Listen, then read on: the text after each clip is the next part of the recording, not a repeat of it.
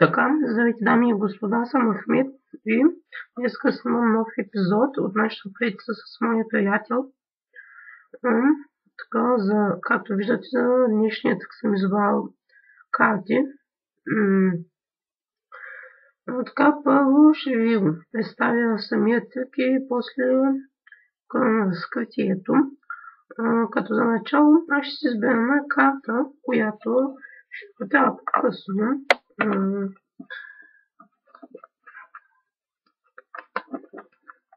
Така, да се избера. Слагаме тук. И за сега няма да я бутаме. След това караме някои от зрителите да цепите стето около половината. Тъй така. Сега, какво правя? Аз ще взема едната половина и ще започна да правя ето по този начин. Като слагаме една карта на другата половина и отваряме една. И така ще правя докато свършат картите.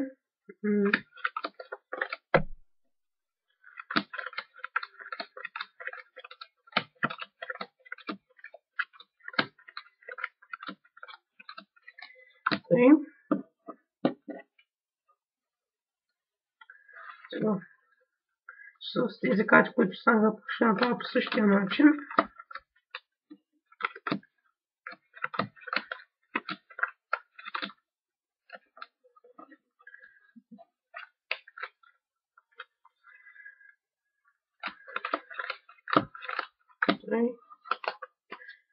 И ни остана само една карта. И това е поп купа. Така. А сега към картата, която бях избрал в началото на клипа. Не може да има две поп купи в едно тесте или която и да е карта. Но всяка карта може да си има брат. И карта, която аз избрах беше попкава. Така. И сега към разкритието. Значи, така е просто много лесен и много ефикасен. Просто ви не правите нищо, а просто следвате плана на тръка. Така, първо си избирате една карта, която аз съм избрал поп купа, която да не се падне. Как ще стане това? Просто взимате тестето и отгоре започвате да бъдете 15 карти. 3, 6, 9, 12, 15. И тази карта я слагате на 16-та позиция. И останалите отгоре. И после не знам какво е. Вие си изберете една карта, която да съвпада с тази, която ще се падне. В случай аз бях избрал ето, попкава. Вие разбира се не го показвате, затова ето в началото така и го оставите на страни. И какво правите? Когато някой излетел да си пикува половината на тестето. Така. След това вземате тази половина, където е вашата карта и започвате да правите по този начин. Слагате една карта отгоре и една открати. Правите така, докато стане само една карта, която ще е вашата. Но винаги като започвате, първо слагате карта отгоре и тогава отваряте.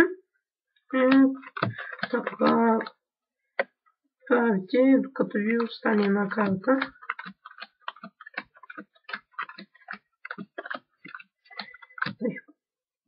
Вземате тест, обръщате ги и пак започвате. Слагате отгоре и отваряте.